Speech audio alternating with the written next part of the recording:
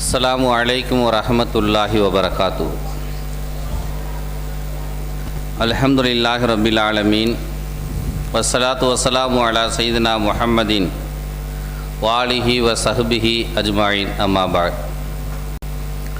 அல்லாஹும்ம ஸல்லி அலா சய்யிதினா முஹம்மதின் ஷம்ஸில் அன்பியா பத்ரில் முர்சலீன் வ குதுபில் அவுலியா வஃப்திகாரில் முத்தகீன் தாஜில் உம்மத்தி ஷஃபீல் முதுனிபீன் ஷஃபீஇ யௌமுல் கியாமா அல்லாஹு யா ஹாதி.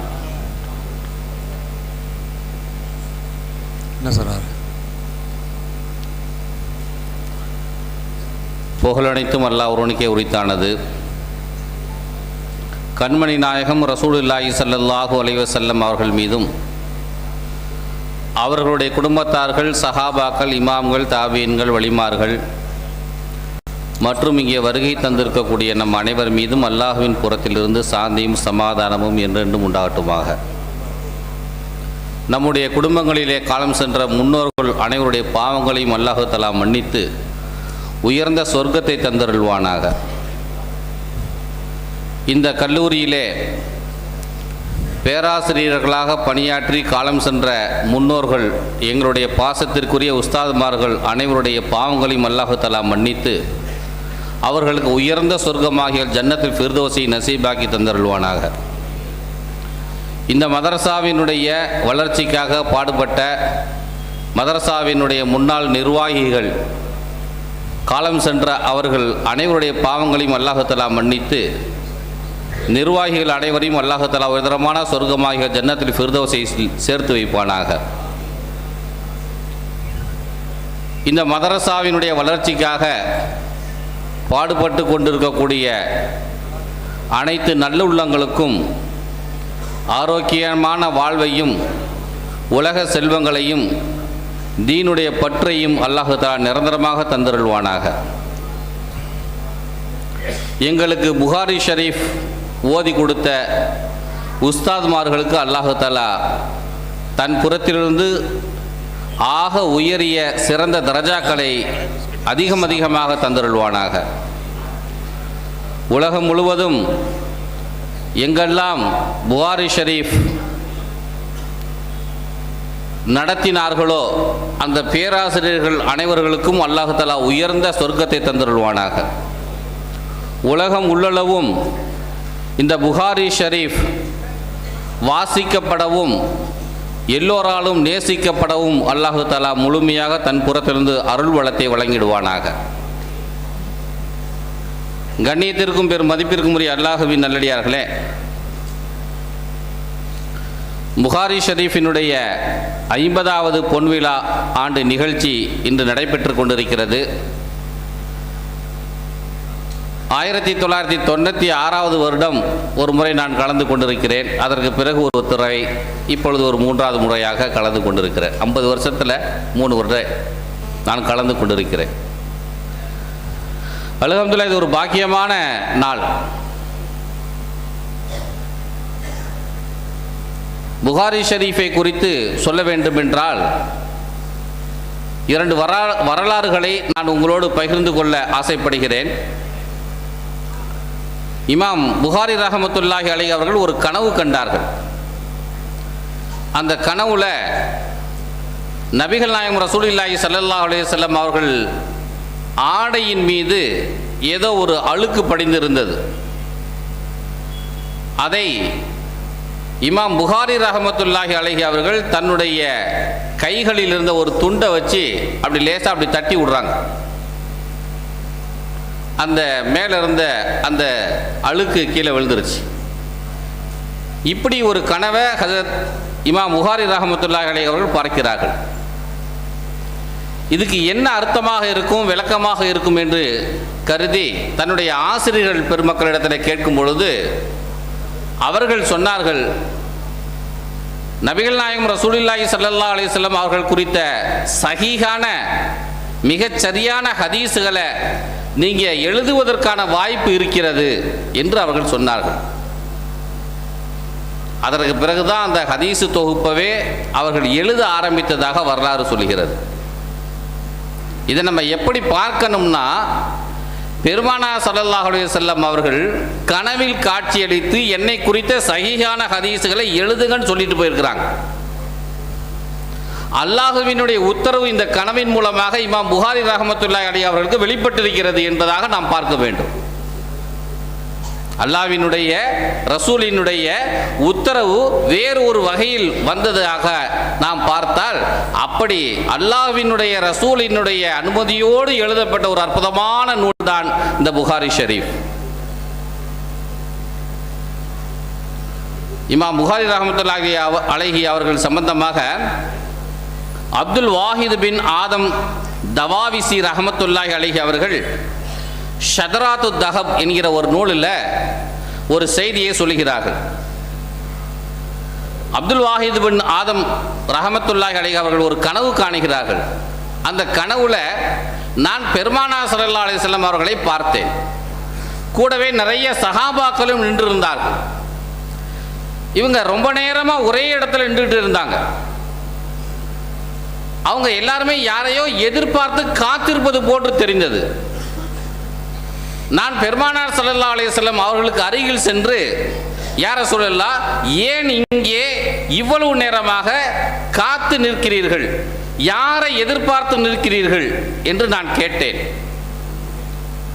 அப்பொழுது பெருமானார் ஸல்லல்லாஹு அலைஹி வஸல்லம் அவர்கள் என்னிடத்தில் சொன்னார்கள், முஹம்மது பின் இஸ்மாயில் புகாரி நாங்கள் எதிர்பார்த்துக்கிட்டு இருக்கிறோம்.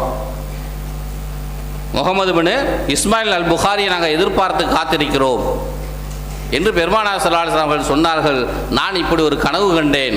அந்த கனவு கண்டு ஒரு 3 நாளைக்கு பிறகு நான் என்னைக்கு கனவு கண்டனோ அந்த நாளில் அவர்கள் இறந்து விட்டதாக நான் தெரிந்து கொண்டேன் என்பதாக ஷதராத்து தஹப் என்கிற நூலில் இந்த வரலாறு பதிவு செய்யப்பட்டிருக்கிறது.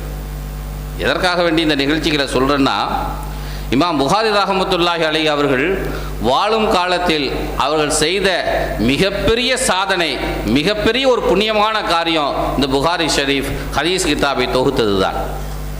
7563 ஹதீஸ்கள் இருக்குது. இதில் திரும்ப திரும்ப வரக்கூடிய ஹதீஸுகள் எல்லாம் விட்டுட்டு பார்த்தோம்னா 2602 ஹதீஸுகள் இருக்கின்றன.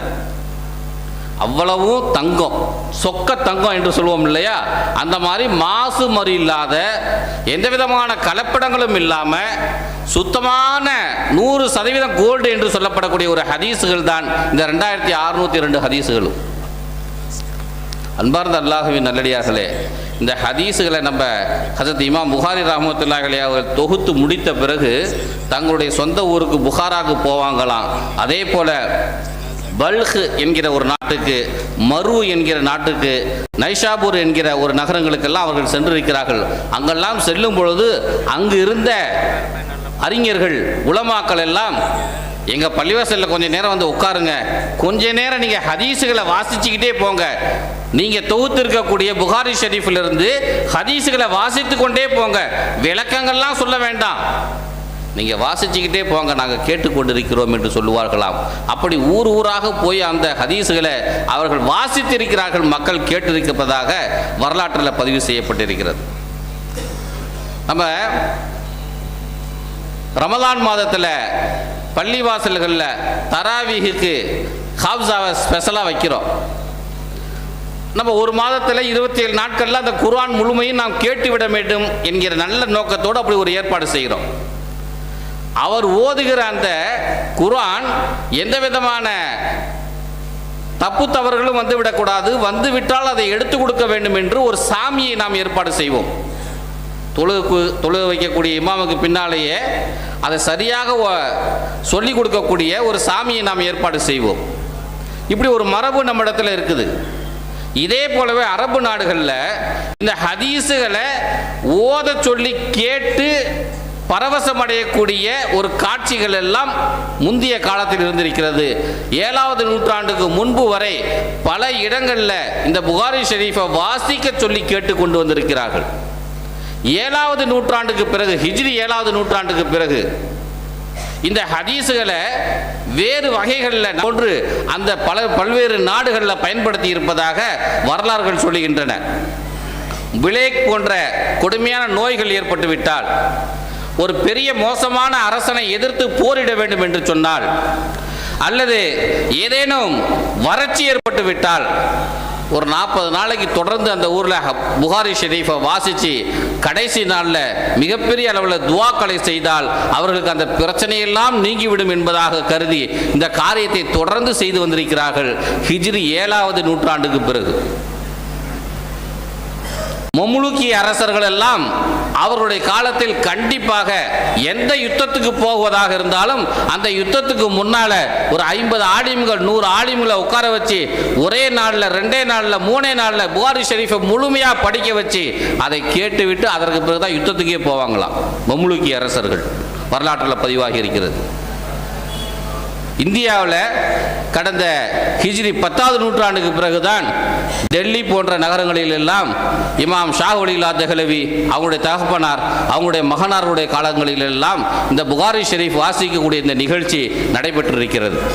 வரலாறுகள் அந்த வரலாற்றினுடைய தொடர்ச்சியாக தான் 1978களில் நம்ம லால்பேட்டையில் ஏதோ ஒரு சின்ன அசம்பாவிதங்கள் நோய் நொடிகள் ஆங்காங்கே மக்களிடத்தில் பரவி கொண்டிருந்திருக்கிறது.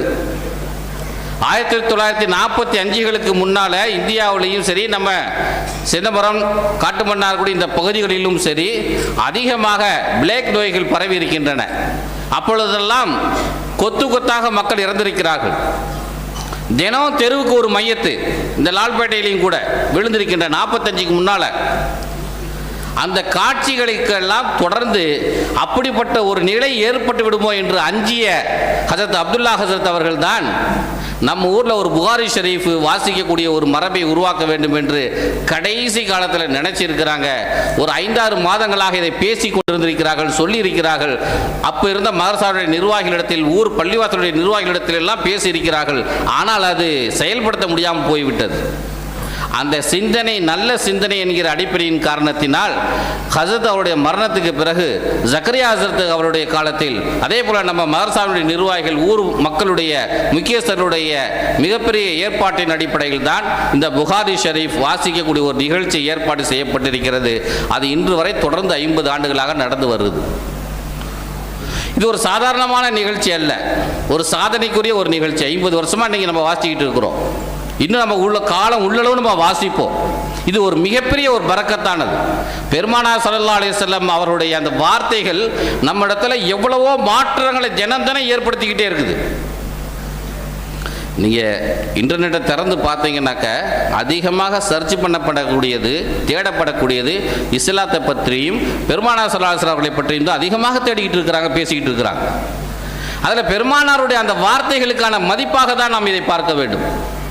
அந்த பெருமானார் ஸல்லல்லாஹு அலைஹி வஸல்லம் அந்த வார்த்தைகள், கலப்படமில்லாத அந்த வார்த்தைகள் நம்ம ஊரில் வாசிக்கப்படுவது நமக்கு கிடைத்திருக்கக்கூடிய மிகப்பெரிய பாக்கியங்களில் ஒன்று. எல்லாம் வல்ல அல்லாஹு ஜல்ல ஷானஹு வ தஆலா அப்படி வாசித்து நிறைவு பெறக்கூடிய இந்த நாட்களில் அதனுடைய துவா மஜ்லிஸில் நாம் கலந்திருக்கிறோம். ஒரு பாக்கியமான ஒரு துவா மஜ்லிஸில் நம்ம கலந்திருக்கிறோம். அல்லாஹு ஜல்ல ஷானஹு வ தஆலா இங்கே குழுமி இருக்கக்கூடிய நம் அனைவருடைய உள்ளங்களிலும் இருக்கக்கூடிய 1000 எண்ணங்களை அல்லாஹு தஆலா நிறைவேற்றி அருள்வானாக. இந்த சபையிலே கேட்கப்படக்கூடிய துவாக்கள் அனைத்தையும் அல்லாஹ் தஆலா ஒப்புக்கொள்வானாக. ஆமீன். வாஹிர் தஅவானா அல்ஹம்துலில்லாஹி ரப்பில் ஆலமீன். அஸ்ஸலாமு அலைக்கும் வரஹ்மத்துல்லாஹி வபரகாத்துஹு.